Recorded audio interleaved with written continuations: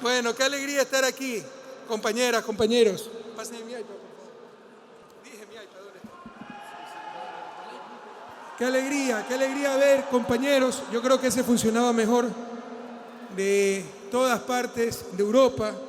Muchos hermanos ecuatorianos, aquellos exiliados de la pobreza, expulsados por la crisis que tuvimos en 1999, la larga y triste noche neoliberal, que lo único que pudo exportar fue seres humanos, a nuestros hermanos migrantes.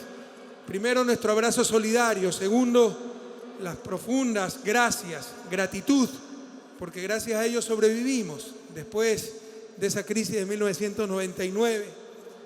Los banqueros, eso lo debe saber América Latina, Europa, el mundo. Los banqueros en 2, 3 años ya volvían a romper récord en utilidades. Y esa plata la mandaban fuera del país en nombre de falsas prudencias para disfrazar su falta de fe, de compromiso con nuestros países.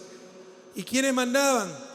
Miles de millones de dólares ganados con mucho sacrificio, con sudor. Miles de millones de euros eran nuestros migrantes y gracias a ellos sobrevivimos después de esa crisis. Hasta que llegó la Revolución Ciudadana.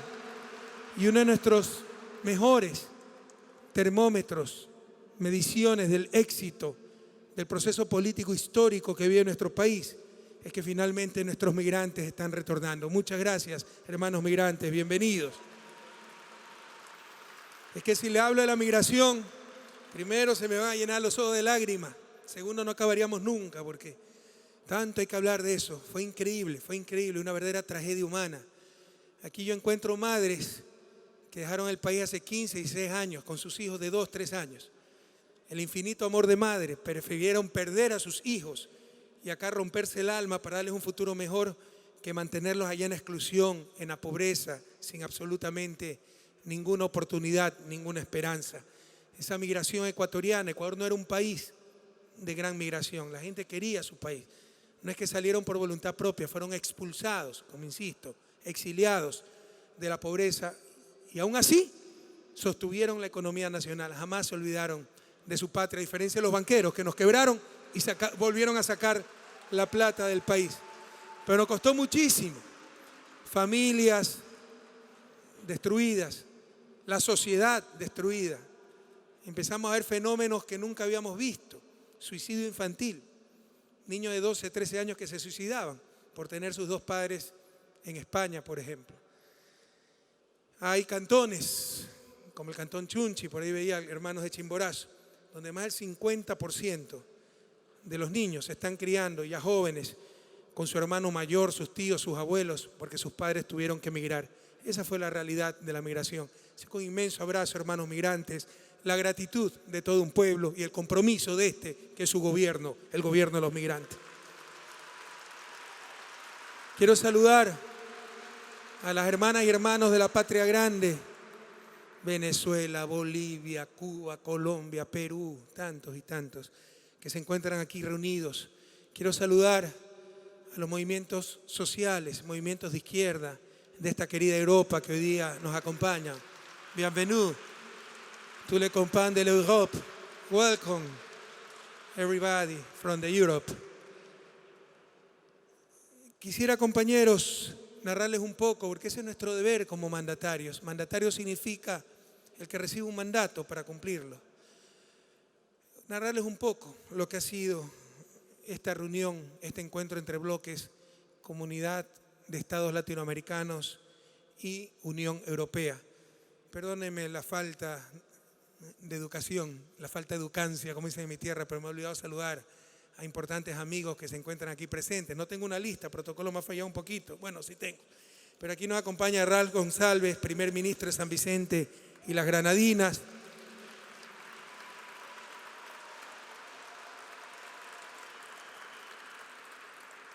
Il est venu à prier ici, hein, à l'église, n'est-ce pas, Ralph? You come to pray here, huh? But you need a good confession. I told you, better, even better, a good exorcism, okay? Okay. Bueno, un saludo al querido vicepresidente de Venezuela, Jorge Arreaza. Fuerza Venezuela querida.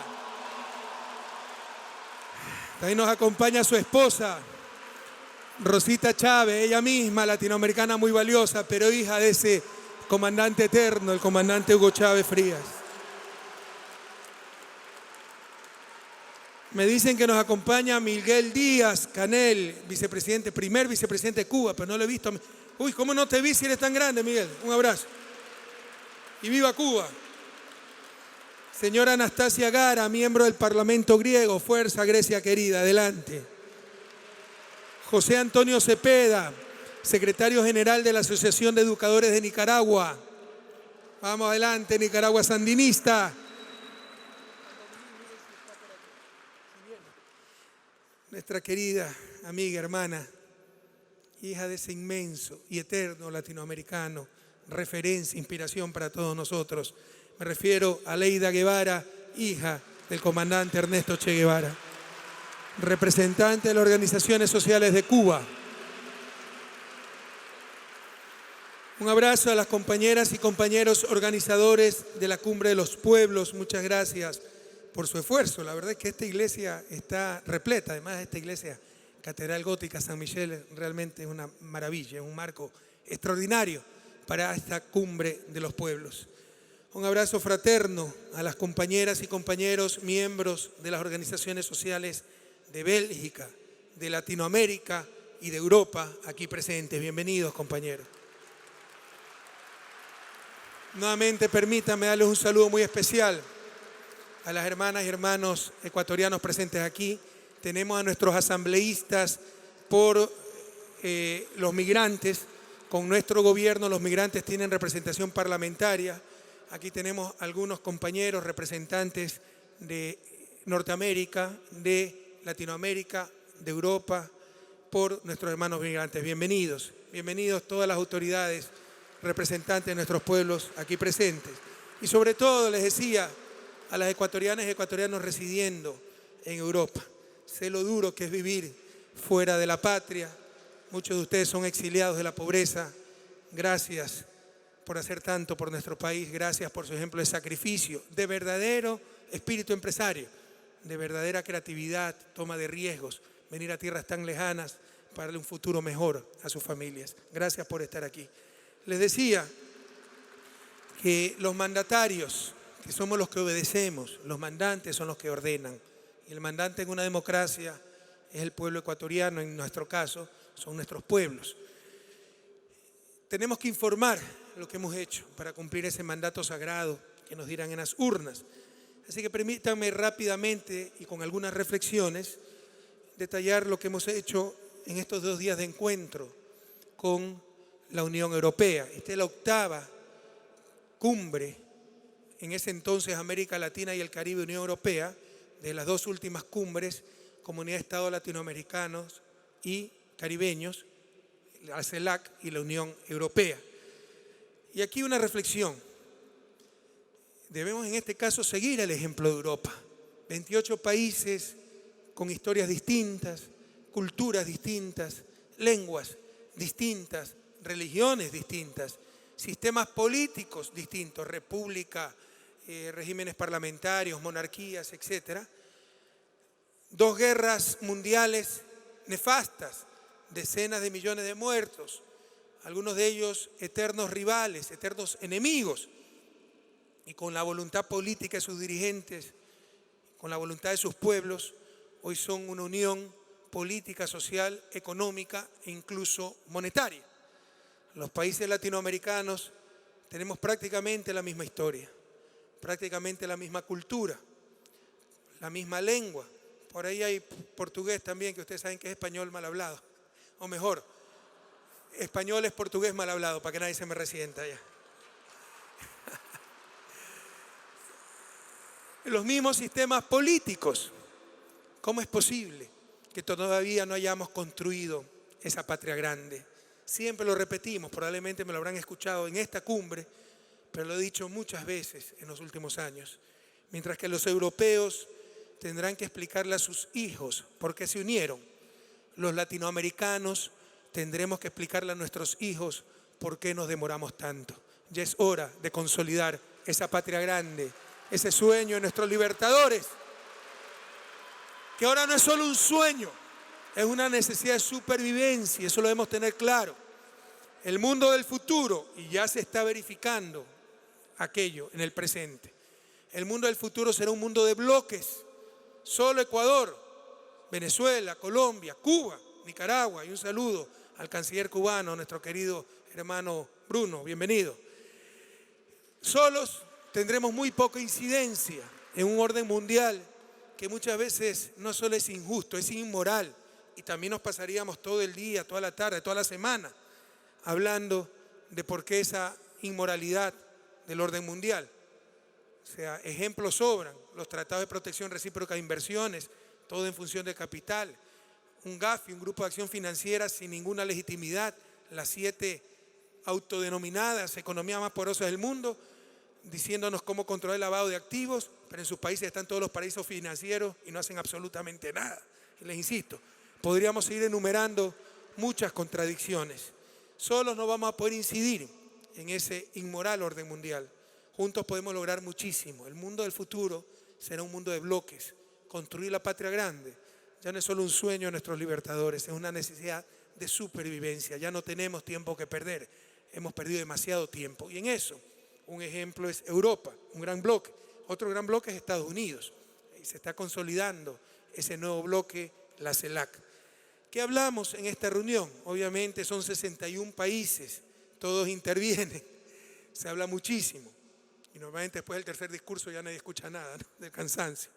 Pero uno de los temas recurrentes y uno de los compromisos concretos y que ha sido recogido en la Declaración de Bruselas es tener una posición común en la próxima cumbre COP21, la cumbre contra cambio climático, en París. Ya no tenemos tiempo que perder. Esa es una muestra de la doble moral mundial. Permítame, por mi deformación economista, dar una pequeña explicación económica. Ustedes saben que soy economista, pero a pesar de eso soy buena persona. Fíjense la doble moral. Nosotros producimos bienes ambientales. Los países de la cuenca amazónica producen bienes ambientales que los grandes contaminadores utilizan, consumen, destruyen gratuitamente. Mientras que esos países producen conocimiento que ahí sí privatizan por medio de restricciones institucionales, porque técnicamente es imposible evitar el libre acceso al conocimiento. Un software es lo más fácil de copiar. Lo que pasa es que te mandan preso si lo copias. Pero nadie manda preso a un gran país contaminador por consumir el medio ambiente producido por la Amazonía. Es decir, producimos bienes ambientales, libre acceso, consumo gratuito. Ellos producen conocimiento, lo privatizan. Y la lógica debería ser a la inversa. Porque cuando yo copio un software, yo puedo utilizar ese software y ustedes también lo están utilizando. Es decir, no hay rivalidad en el consumo. Como decía Bernard Shaw, si yo tengo una idea, si tengo una manzana, tú tienes una manzana, intercambiamos las manzanas, al final cada uno quedará con una manzana. Pero si tú tienes una idea y yo tengo una idea y la intercambiamos, al final cada uno de nosotros tendrá 2 ideas. No hay rivalidad en el consumo, a diferencia del medio ambiente que sí se consume, sí se destruye, crea calentamiento global, contaminación, etcétera, cambio climático. Entonces lo que debería privatizarse, lo que debería restringirse el acceso, el consumo gratuito, es medio ambiente, pero no se hace. En cambio el conocimiento, que sí debería repartirse, porque mientras más personas lo utilicen una vez ya creado, mayor bienestar social, eso sí se privatiza. Eso no tiene ninguna lógica económica, no tiene ninguna lógica de justicia, solo tiene la lógica del poder. Para graficar esto, imagínense por un instante si la situación sea la inversa. Nosotros fuéramos los grandes contaminadores y los productores de medio ambiente, ciertos países desarrollados. ¿Quién puede dudar que ya nos hubieran hasta invadido para exigirnos una justa compensación, verdad? Ese es el mundo en que vivimos. Un mundo donde la justicia es tan solo la conveniencia del más fuerte. Esas cosas hay que denunciarlas en diciembre en París. Paradójicamente, la solución para el cambio climático también es justicia, justicia ambiental, compensar por el consumo de esos bienes públicos ambientales que actualmente se consumen de forma gratuita por parte de los grandes contaminadores. Entonces son una de las... No llegamos a este nivel de profundidad en el análisis por falta de tiempo, pero sí se dejó plantada esa que nosotros llamamos la nueva e injusta división internacional del trabajo. Ya no es los países en desarrollo produciendo materias primas para los países desarrollados, sino los países en desarrollo produciendo bienes ambientales que consumen gratuitamente los países desarrollados, a la vez que ellos producen conocimiento que privatizan y por el cual nos hacen pagar muy caro cuando tenemos acceso, porque muchas veces ni siquiera tenemos acceso. Y aquí hay otro dilema moral. Mucha de esa tecnología puede servirnos para superar la pobreza, pero no tenemos acceso porque tienen restricciones para garantizar ganancias. No se trata de confiscar ese conocimiento, se trata de compensarlo, pero tener acceso. El caso más dramático es cuando alguna píldora, acaba de desarrollarse en Estados Unidos, una píldora para hepatitis C. El mismo gobierno de Estados Unidos dio fondos para la investigación. La producción de cada píldora cuesta $1 y la venden a $1000. Y ya se hizo multimillonaria la empresa solo en un año de trabajo, de funcionamiento. Entonces, un ejemplo clamoroso de la privatización del conocimiento a costa del bienestar humano es el altísimo costo de ciertas medicinas. Pero hay muchos más ejemplos. Insisto, tecnologías para superar la pobreza, tecnologías para mitigar el cambio, los efectos del cambio climático en los países más pobres, tecnologías para evitar la contaminación. Los países ricos son 5 veces más eficientes energéticamente hablando que los países pobres. Y todo eso es tecnología, pero privatizan ese conocimiento a la vez que consumen gratuitamente nuestros bienes ambientales. Eso tenemos que llevar como bloque en diciembre a la COIP.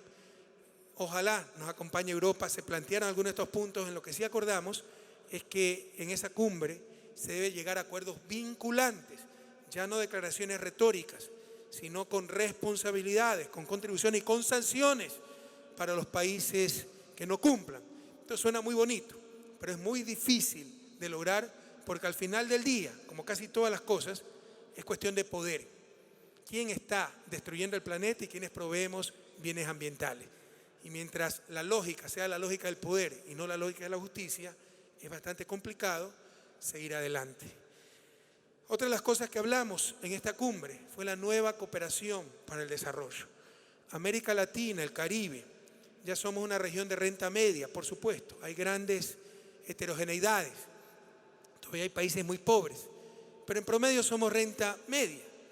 En etapa de desarrollo en que se encuentra la mayor parte de América Latina y del Caribe, ya no necesitamos esa cooperación a través de ciertas incluso ONGs medio agenciosas que van a hacer la escuelita, van a hacer el centro de salud, el sistema de agua potable, una comunidad indígena, caminos vecinales.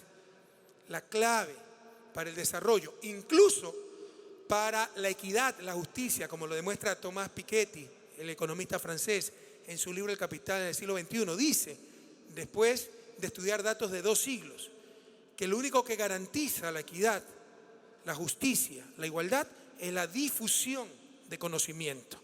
Entonces, la cooperación debe ser sobre todo ese apoyo para lo más rápidamente posible, construir una masa crítica de talento humano y la transferencia de ciencia y tecnología. Es decir, apoyo a la educación, sobre todo la educación superior. Es uno de los grandes desafíos de América Latina. Ninguna de nuestras universidades está entre las 100 mejores del mundo. Un intercambio importante de académicos, becas para que nuestros jóvenes vengan a estudiar a las universidades europeas y así no solo aprendan más de su profesión, sino que aprendan de otras culturas, amplíen horizontes, etc. Y como ya había mencionado, la transferencia de ciencia y tecnología, que también lo dijimos en el discurso original, no debe ser, en la inauguración, perdón, no debe ser también, bueno, de repente te permite utilizar esta tecnología, acceder a esto, sino debe ser una nueva gestión del conocimiento a nivel mundial. Un tratado también vinculante para que todos los países podamos acceder al nuevo conocimiento, a la innovación, aplicarlo para el bienestar de nuestros pueblos, compensando adecuadamente al creador de ese conocimiento, adecuadamente. Y esa sería parte de la cooperación. En vez de darnos de repente una caridad por aquí y por acá, los países que compensen ese conocimiento transferido a los países en vías de desarrollo. Otro problema que tratamos y recurrentemente fue el problema de la migración. Yo no sé sinceramente cómo le vamos a poder explicar a nuestros hijos, a las futuras generaciones, tan tremenda contradicción. Una globalización que claramente no busca ciudadanos planetarios, tan solo consumidores planetarios, que claramente no busca una sociedad mundial, sino un mercado mundial, que sin mecanismos de gobernanza puede esta globalización expresada en un capitalismo salvaje, en mercados sin barreras, devastar países enteros. Esto de que el libre comercio beneficia a todos todo el tiempo es lo más cercano a la religión, es más cercano a la religión que a la ciencia. En todo caso, ¿cómo explicarle a las futuras generaciones que cada vez se busca más la movilidad de capitales, que cada vez se busca más la movilidad de mercancías, pero que cada vez se criminaliza más, y aquí en Europa, la principal de las movilidades, que es la movilidad humana? Es una inconsistencia impresentable. Tenemos que conversar entre bloques para solucionar esa gravísima contradicción. Por supuesto, también se habló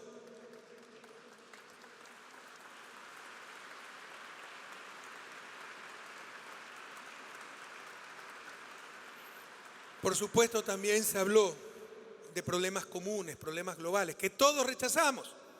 Sin embargo, no compartimos la forma de enfrentarlos. Por ejemplo, la pandemia de las drogas solo ha tenido una estrategia represiva y ya debe ser una estrategia preventiva y que ataque no solo la oferta, la producción, sino también la demanda, el consumo. Como decía nuestro querido amigo, escritor uruguayo, Eduardo Galeano, quien partió hace pocos meses a la eternidad. Y viva Uruguay, un inmenso abrazo a Uruguay, tierra tan querida. Él decía, en la lucha contra las drogas, las responsabilidades están compartidas. Nosotros, los latinoamericanos, ponemos los muertos y ellos ponen las narices. Ya es hora de cambiar aquello, compañeros. Tenemos que hablar claramente de una nueva estrategia para las drogas. Se planteó eso recurrentemente en la reunión. De hecho, el problema de las drogas es muy parecido al problema que tuvo el propio Estados Unidos en los años 20 con el alcohol, que dicha sea de paso, es también una droga light, una droga ligera, pero droga al fin y al cabo. Ustedes saben que en los años 20 se enmendó la Constitución de Estados Unidos para prohibir la venta de alcohol. Eso generó un mercado negro, igualito que con las drogas, violencia, igualito que con las drogas, enriquecimiento ilícito, igualito que con las drogas, falta de controles de calidad, falta de control de ese problema de salud que es el alcoholismo, igualito que las drogas. Y 10 años después tuvieron que derogar esa enmienda. Ha sido la única enmienda constitucional en la historia de Estados Unidos que ha sido derogada porque el sistema fue insostenible y causó muchos más perjuicios, creó muchos más problemas de los que buscaba solucionar. Pues exactamente análogo es el problema de las drogas, con una sola diferencia. La producción que se reprimía con tanta fuerza y el consumo de alcohol, ambos se encontraban en Estados Unidos. Ahora el consumo se encuentra en Estados Unidos, pero la producción se encuentra en países latinoamericanos y por eso la solución es bombardeen nomás, repriman nomás, generen violencia allá, no acá. Tiene que haber una nueva estrategia para enfrentar esa pandemia de las drogas, compatriotas.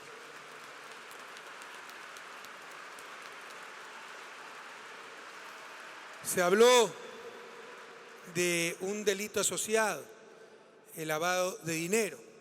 Lo que no se habló tan profundamente, primero, el tiempo era muy escaso. Segundo, siempre hay que guardar consideraciones con nuestros anfitriones, es también cómo se está combatiendo y la doble moral, como lo manifesté al inicio, que se tiene en el lavado, money laundering, lavado de dinero.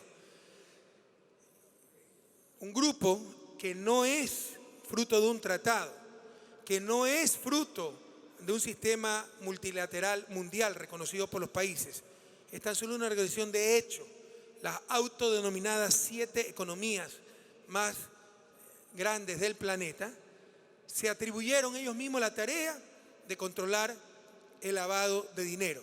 Créanme que en Ecuador nos han presionado hasta para que los trabajadores declaren dónde se van de vacaciones. No les estoy exagerando. Hemos recibido presiones del Gafi y del Gafi Sud, su sucursal en Sudamérica, y con pena les digo, muchas veces esos latinoamericanos participando de esas organizaciones, de hecho, son más agenciosos que las propias organizaciones en los países centro, ¿no? Y nos exigían hasta que reportemos dónde nuestros trabajadores iban de vacaciones para evitar el lavado de dinero. Mientras tanto, lo que tanto exigen a los países en desarrollo, nos exigen ellos mismos. Y como les decía, Nassau, Bahamas, vaya vean dónde se encuentran todos esos países, a qué comunidades pertenecen. Asimismo Las Vegas, Atlantic City, Miami, etc. Ahí están los grandes paraísos fiscales donde se lava mucho dinero y no se hace absolutamente nada. Todos estamos de acuerdo en combatir el crimen organizado, pero con una sola moral y con instituciones reconocidas por todos los gobiernos, todos los estados, soberanamente y no impuestas en base al poder económico. Y les insisto, con tremenda doble moral. Por supuesto, en el discurso inaugural expresamos claramente las decisiones unánimes de la CELAC, que también se expresaron en esa histórica Cumbre de las Américas en Panamá. Me refiero a congratularnos por ese acercamiento de Estados Unidos y Cuba, pero dejando muy en claro que no se trata de una cortesía, de una concesión. Se trata de la lucha histórica, de la victoria, de la dignidad, de la soberanía del pueblo cubano y de superar una aberración de décadas. Ahí ustedes también ven la doble moral. El rompimiento de relaciones con Cuba, su expulsión de la OEA, su aislamiento de las cumbres de las Américas, mientras que en 1976 esa OEA, que para mí no tiene salvación, le soy sincero, creo que CELAC debe reemplazar también a la OEA, y que sirva a la OEA como un espacio para, como bloques, procesar nuestros problemas con Norteamérica. Pero esa barbaridad de un Ecuador, un Uruguay, una Venezuela, ir a discutir allá los problemas contra países con tremendo peso hegemónico es una torpeza. Debemos consolidar la CELAC, que sustituya para los países latinoamericanos el rol de la OEA y dejar la OEA para nuestro encuentro como bloque con el bloque de Norteamérica no hispano. Me refiero a Estados Unidos y Canadá. Como bien decía Fidel, la OEA tan solo es el ministerio de las colonias de Estados Unidos y no le faltaba, como nunca le ha faltado razón al comandante. Pero en todo caso, para que vean las contradicciones, se expulsó a Cuba de la OEA porque supuestamente no había democracia. Con Batista sí había democracia seguramente, Miguel. Se le aisló más recientemente en las Cumbres de las Américas, pero en 1976 la OEA sesionó su Asamblea General, adivinen dónde, en Chile, con Pinochet de dictador, y dirigió esa Asamblea General el canciller de Pinochet. Esas son las contradicciones que hemos tenido que ver en nuestra América. Y nunca se lo expulsó, por ejemplo, a Pinochet ni a todos los sangrientos dictadores del cono sur de Centroamérica, de la OEA o ningún otro espacio. Y aquí otra contradicción, ¿no? Nosotros hemos denunciado últimamente muy fuertemente una Comisión Interamericana de Derechos Humanos totalmente entregada a Washington. No se engañe, suena bonito el nombre. Yo sé que algunos países del cono sur están muy agradecidos con la comisión porque lograron la investigación y la aclaración de muchos desaparecidos, de muchos asesinatos, etc. Sí, pero de las dictaduras que el propio Washington impuso y sostuvo, y ahí tiene la sede la Comisión Interamericana de Derechos Humanos. No solo eso, Washington no ha ratificado el Pacto de San José, la Carta Interamericana de Derechos Humanos, fundamento del sistema. No la ha ratificado, pero tiene la sede de la comisión, financia la comisión y no está vinculado a las decisiones de la comisión porque no ha ratificado el Pacto de San José. En otras palabras, paga para controlar a los latinoamericanos, como pagan algunos países europeos y hasta Japón, porque de todos ellos recibe financiamiento de la comisión sin ser parte del sistema interamericano. En otras palabras, pagan para controlar a los demás, porque los sospechosos somos los latinoamericanos. En la Latinoamérica del siglo XXI, eso solo tiene un nombre: neocolonialismo, y eso es inaceptable en nuestra América, compañeros. El 30% del personal de esa comisión es estadounidense, que no ha reconocido, no ha ratificado el Pacto de San José. Y son los que hacen los informes, porque los comisionados no son a tiempo completo. Entonces imagínense, países como Venezuela, Bolivia, Ecuador, que no agachamos la cabeza, somos condenados por cualquier cosa. Si a mí me muerde un perro y lo pateo para que me deje morder, van a quejarse para defender los derechos humanos del perro también, ¿no? Y la prensa al día siguiente entrevista al perro. Eso es lo que tenemos que enfrentar.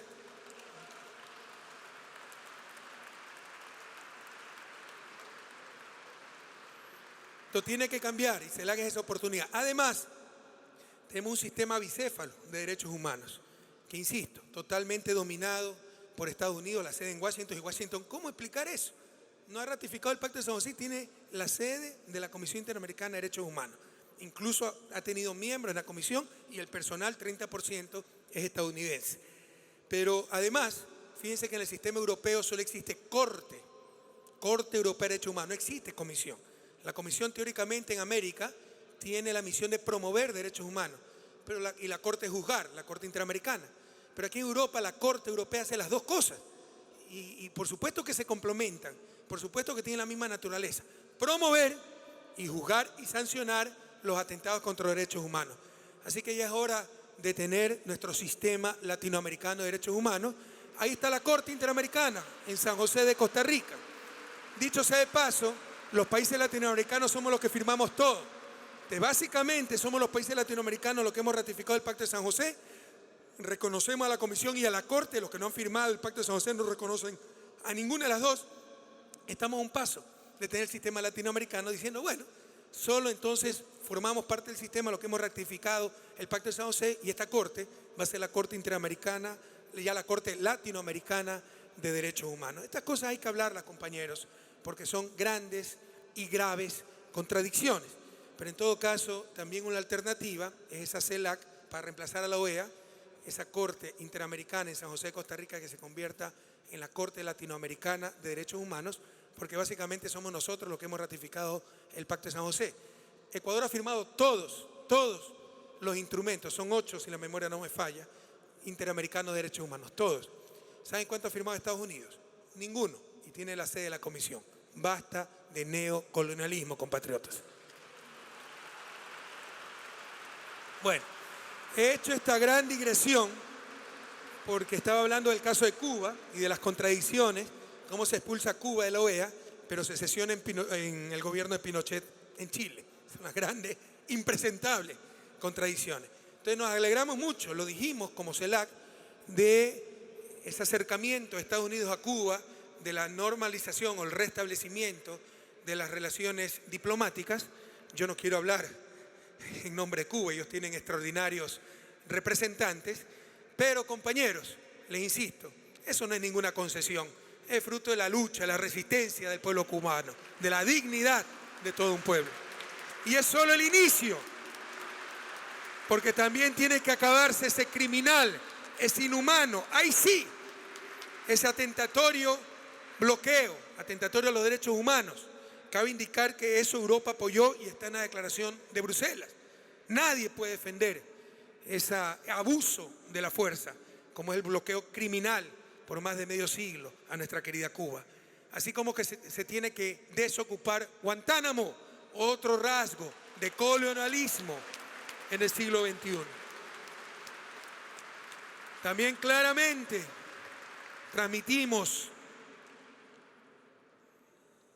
la visión, la decisión unánime de CELAC para rechazar esa absurda e ilegal orden ejecutiva del presidente Barack Obama contra la República Bolivariana de Venezuela.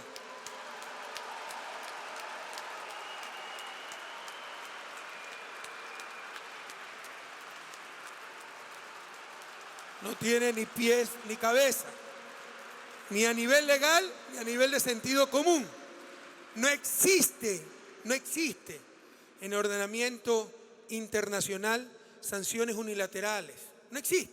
No hay árbitro, nadie ha designado, ningún tratado, ningún acuerdo mundial ha designado a un país árbitro del bien y del mal, el juez del planeta.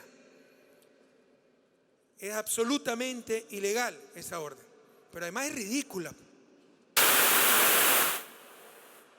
Con el argumento, ¿sí me escuchan? Pero además es ridícula, con el argumento de que Venezuela constituye un inminente peligro a la seguridad nacional de Estados Unidos. Insultan nuestra inteligencia porque nos creen estúpidos ya. O sea, ya no, insultan la inteligencia del pueblo latinoamericano. En todo caso, CELAC ha tenido una postura unánime, contundente, de rechazar esta nueva intervención en nuestra América y en este caso en la República Bolivariana de Venezuela.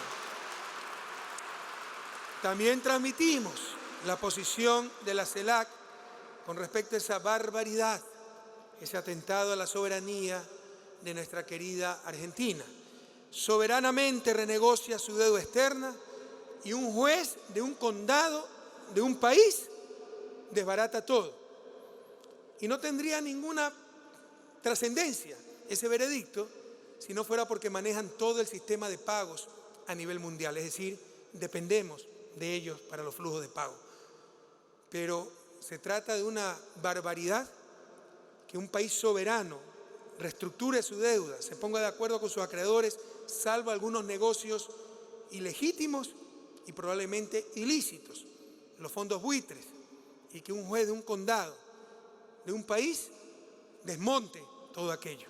Así que toda nuestra solidaridad, todo nuestro apoyo a nuestra querida Argentina en la búsqueda soberana de la solución para su deuda. Estos son los principales, por supuesto, hubo muchos más tópicos, seguridad, etcétera, que se han hablado en estos días de fructíferas reuniones. También es importante conocernos y reconocernos como regiones. Realmente hubo una empatía, hubo una muy buena atmósfera en la cumbre. No es fácil manejar una cumbre de 61 países y de decenas, casi todos los jefes de Estado, primeros ministros vinieron a esta cumbre. Entonces también tenemos que felicitar a la Unión Europea por la organización y por supuesto a nuestra querida Bélgica por el cariño con que nos ha recibido, como siempre, ¿no? Lo que no se habló mucho, tan solo se describió, pero no se analizaron las causas, estuvo latente. O sea, para cierta prensa no importaba la decena de jefes de Estado de América Latina y de Europa que estaban ahí reunidos, solo interesaba el momento en que Angela Merkel se reuniera con Alexis Tsipras, es decir, Alemania se reuniera con Grecia, ¿no? Se habló muy tangencialmente de la crisis europea. Crisis europea que es otra muestra de lo que yo llamo el imperio del capital. Hay nuevos imperialismos, ya no se traducen en botas, en bombarderos, en aviones, se traducen en dólares. Si ustedes revisan, hasta inicio del siglo, hasta antes de que viniesen tantos gobiernos progresistas, y aún subsisten muchas de estas leyes en América Latina, todo era en función del capital. La supremacía absoluta del capital sobre los seres humanos, ese gran desafío que tiene la humanidad en el siglo XXI. Cambiar esa relación de fuerzas, que el capital esté en función de los seres humanos y no el ser humano convertido tan solo en un instrumento más de acumulación del capital. Ese es uno de los postulados que debe tener la nueva izquierda. No negar los mercados. Los mercados son una realidad económica. No negar el capital privado. Se lo necesita. Siempre tendrá que quedar un segmento capitalista en nuestras sociedades. Se necesita ese capital privado. Pero una cosa es el ser humano en función del capital. El desafío es el capital en función de los seres humanos. Una cosa es sociedades, vidas y personas convertidas como en una mercancía más, sometidos a esa entelequia llamada mercado. Otra cosa es sociedades regulando los mercados y haciendo que esos mercados trabajen en función de objetivos sociales, en función de esos seres humanos. Y eso es lo que está en el fondo de la crisis europea. Podrán darle 10.000 vueltas. Vengo a una entrevista donde me decía el periodista, pero aquí hubo un sobreendeudamiento de Grecia. Esto nos conocemos de memoria los latinoamericanos, porque recuerden ustedes la crisis de la deuda de inicios de los 80, sus orígenes, muchos tal vez lo olvidan, y hay que recordar el pasado, no para quedarse en el pasado, pero para aprender de ese pasado. Ustedes saben que antes del 76, un banquero internacional no venía a América Latina ni de turista, y a partir del 76 empezamos a ver las largas filas de banqueros internacionales, en la mano derecha un maletín lleno de billetes y en la mano izquierda un maletín probablemente del mismo tamaño, también lleno de billetes para la coima y para darnos crédito incluso para compra de armamentos, para gastos corrientes y normalmente en gobiernos dictatoriales, los años 70 en América Latina. Ya lo olvidaron. ¿Y por qué venían con tanto billete? ¿Porque querían América Latina? No, porque se les dañó el negocio. Después del segundo shock petrolero, incremento grande de los precios del petróleo en 1976, los países árabes, los países del Medio Oriente, tuvieron exceso de liquidez. Colocaron esa liquidez, los llamados petrodólares, en los bancos del primer mundo y se saturó el mercado. No tenían dónde colocar ese dinero. Y el negocio de los bancos no es guardar dinero, es captar dinero y colocarlo. Y vieron con buenos ojos a América Latina. Y nos prestaban para cualquier cosa.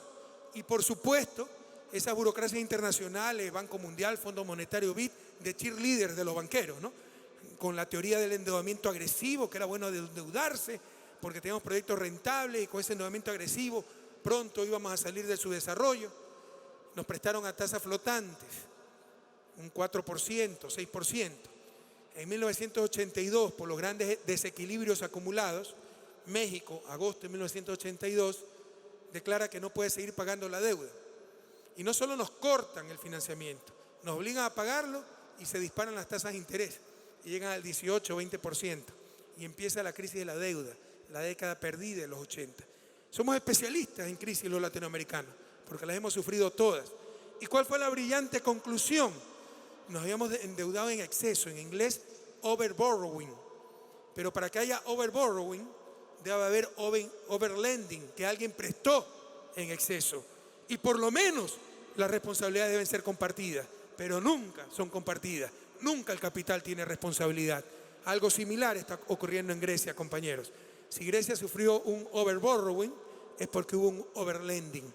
Y nos sabemos de memoria la receta del Fondo Monetario, sus ajustes estructurales, sus paquetes de medidas, que en Latinoamérica los llamamos paquetazos, ¿no? Eliminar subsidios, caída de salarios, despidos masivos, cortar beneficios sociales, gasto para infraestructura, etc. Y ahí te presto el dinero. Entonces, ¿para qué me sirve si no puedo hacer nada con ese dinero? Sí puedo hacer una cosa, pagar la deuda privada. Y así se licúa la deuda. Pasan los países, como nos hicieron a nosotros, de deberle a los bancos, capital financiero privado, a deberle a estos multilaterales. No se solucionó absolutamente nada, solo se garantizó la rentabilidad del capital financiero privado. Exactamente lo mismo está pasando en Grecia y vean quiénes fueron los bancos privados que le prestaron a Grecia. No se piensa en la gente, compañeros, lo sabemos de memoria. Se piensa en los retornos del capital financiero. Otro ejemplo dramático de la crisis europea y de la supremacía absoluta del capital sobre los seres humanos. Y algunos me han escuchado ya esto, porque lo hemos denunciado muy fuertemente. Somos muy respetuosos de la soberanía de todos los países. Pero en España tenemos centenas de miles de ecuatorianos viviendo que son víctimas de estos abusos. Me refiero al problema de las hipotecas en España. Imagínense la irracionalidad.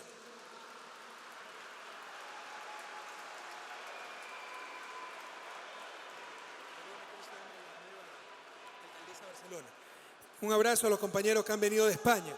Imagínense la irracionalidad.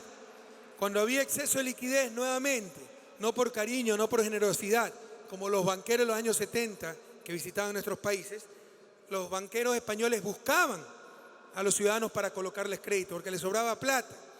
Eso crea una presión sobre el precio de los bienes inmuebles. Un piso, como dicen en España, un departamento que valía 50.000 euros, de repente vale 200.000 euros, valorado por el propio banco. Le prestan los 200.000, además 50.000 adicionales para el coche, los muebles, porque sobraba liquidez. Revienta la burbuja. se derrumban los precios de los inmuebles. La gente pierde su trabajo. De buena fe no puede seguir pagando su casa. ¿Y qué es lo que hace el banco? Deme la casa, pero no vale 200.000 a pesar de que yo mismo se la valoré. Ahora vuelve a valer 50.000 y me queda debiendo el resto. La gente se queda sin casa y endeudada para toda la vida. Esto no tiene ninguna justificación, compañeros. La garantía debe extinguir la deuda, es decir, debe ser dación de pago. Y están llegando, o ya llegaron, al peor de los mundos, porque la economía en principio busca el máximo bienestar con los recursos que tenemos. Recursos existen en Europa, recursos existen en España, existen casas y gente que necesita casas, pero por la ambición del capital financiero, por ese abuso del capital, de poner todo el riesgo sobre el ser humano, cuando el riesgo sobre todo debería recaer sobre el capital, hoy tenemos el absurdo de familias sin casas y endeudadas para toda la vida y bancos repletos de casas que no necesitan. Eso es torpe economía, eso es mala economía. La crisis de Europa pudo ser superada mucho más rápidamente con adecuadas políticas económicas, compañeras y compañeros, pero esas políticas significaban perjudicar en algo al capital financiero. Por ejemplo, cuando se hace una política monetaria más flexible, la moneda es el principal instrumento de coordinación social. Es teoría keynesiana, de la demanda de corto plazo. El problema de Europa no es de falta de capacidades, ya lo está teniendo, frente a la competencia de China, el Asia, pero la crisis no fue por eso, fue un problema de coordinación. Entonces, hay casas y hay gente que necesita casas. Y la gente que necesita casa no tiene casa y los bancos que no necesitan casa tienen casa. Ahí viene la política económica, monetaria, créditos, etcétera, para que la gente pueda comprar su casa, se reactive la economía. Pero eso puede debilitar un poco la moneda, eso puede generar un poco de inflación. Ahora, un poco de inflación no le hace daño a casi nadie. Una pequeña inflación anticipada, y más aún con ajustes salariales, no tiene problemas de eficiencia, de redistribución. El único costo ineludible es la pérdida de valor de activos netos. Si yo tengo $100 en mi bolsillo y hay una inversión del 10, hay una inflación, digamos, del 10%, del 1%, pongámosle, 90, me quedan en principio los $100. Ahora, si compraban 100 cajas de galletas que costaba $1 cada caja, con la inflación del 1% ahora va a comprar aproximadamente 99 cajas de galletas. Perdí una caja de galletas que valía $1. Pero si tengo $100 millones, ese 1% de inflación ya significa costos significativos, ¿verdad? Perdónenme la redundancia. En otras palabras, eso es lo que se llama el impuesto inflacionario. Es lo único que no se puede evitar. ¿Y quiénes son los afectados? Los que tienen grandes reservas de liquidez. ¿Y quiénes son los que tienen grandes reservas de liquidez? Nuevamente el sistema financiero. Toda esa política monetaria que ha prolongado la crisis aquí en Europa fue para defender los intereses del capital financiero, compañero.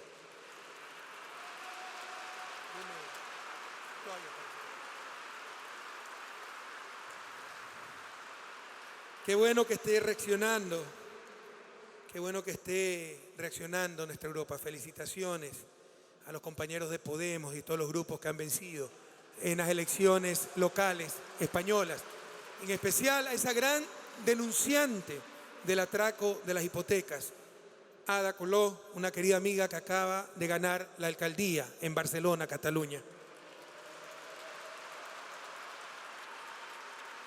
Pero hay que seguir reaccionando, hay que seguir indignándose. Reivindiquemos el derecho a indignarnos, a confrontar. Algunos hacen la apología del consenso. ¿Cómo consensuar ante tanta injusticia?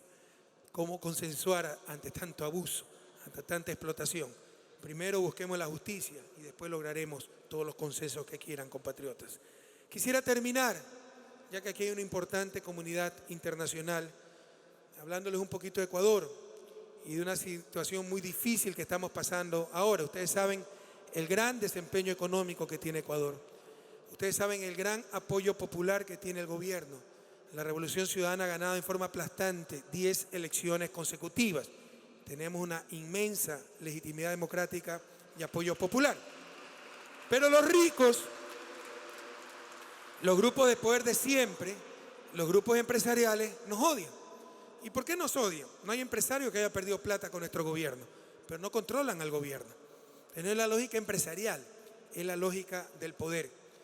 Hace unos días presenté algo obvio, algo que deben hacer los demás países latinoamericanos, algo que hace Europa. De hecho, tomamos el modelo de Bélgica, es decir, un impuesto progresivo a las herencias, una de las fuentes de inequidad de América Latina.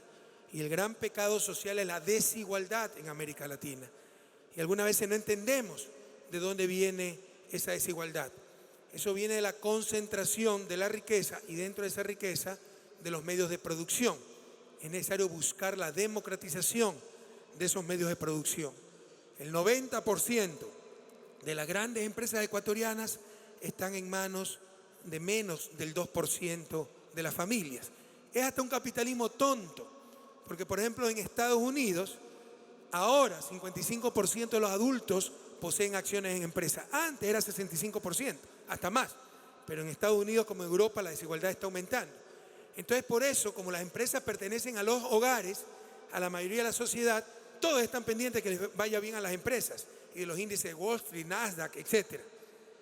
En Ecuador, pues aquí le importa, porque solo menos del 2% de las familias poseen las empresas y no significa que si les va bien la empresa, le va bien a toda la sociedad.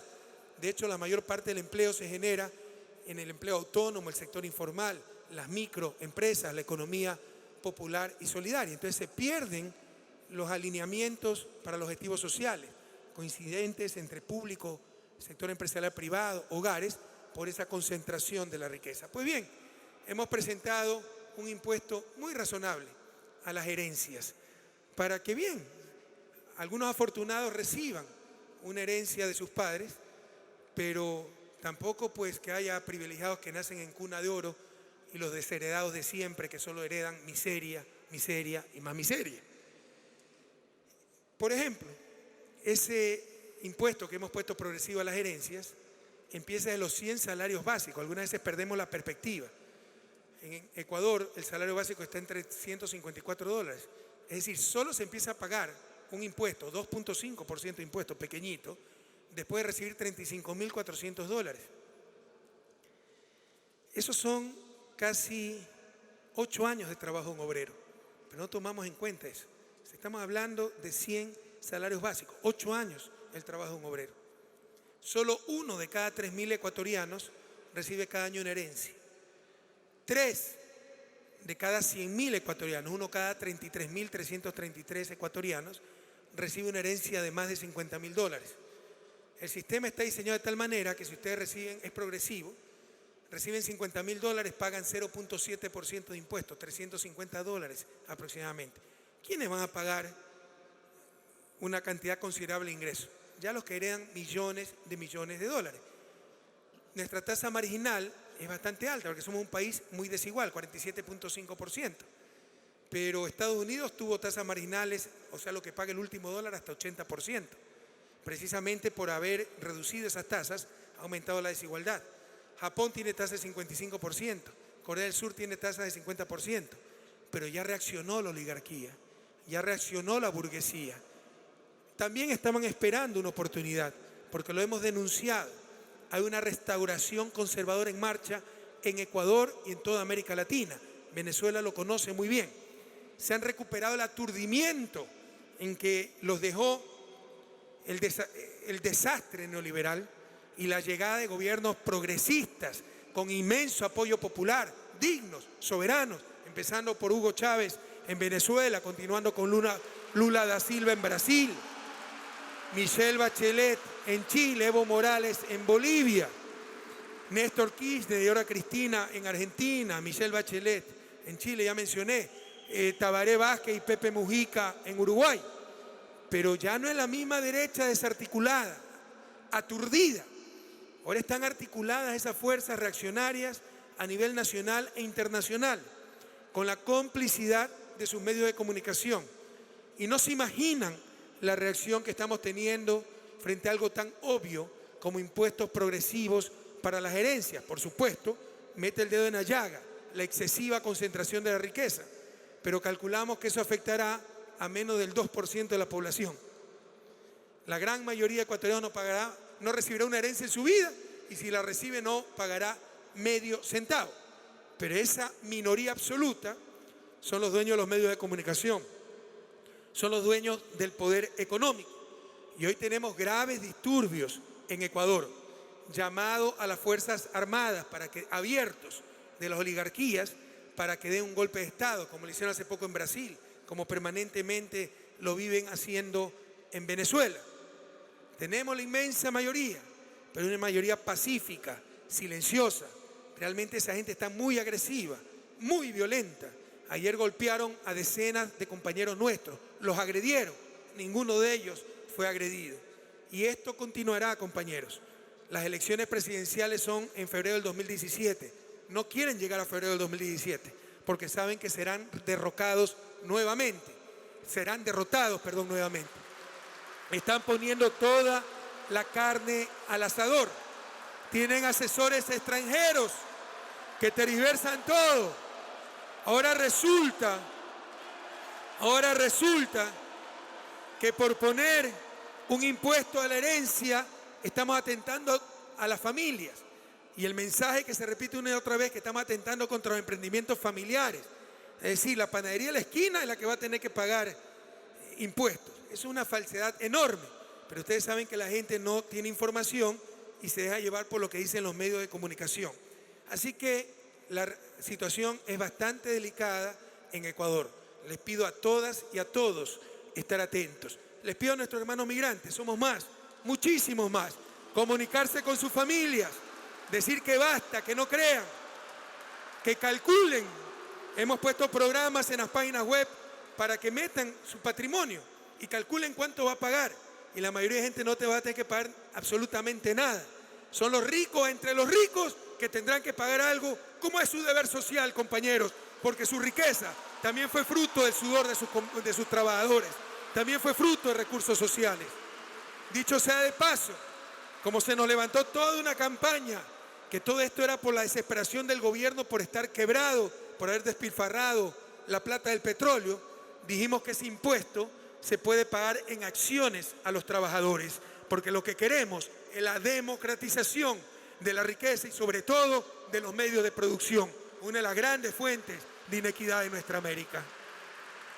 Pero les pido a todas y a todos estar muy atentos, activar las redes sociales en Europa, en América Latina, las centenas de miles, millones de hermanos migrantes en Europa que nos quieren tanto, que nos apoyan tanto, comunicarse con sus familiares para rechazar a los golpistas y nuevamente demostrarles que somos más, muchísimo más, y que venceremos, compatriotas, por una América Latina más digna, más soberana, más justa, más igualitaria, más próspera. ¡Venceremos! ¡Que viva la patria grande! ¡Que viva América Latina! ¡Que viva el Caribe! ¡Que vivan los pueblos europeos! Y hasta la victoria siempre, compatriotas.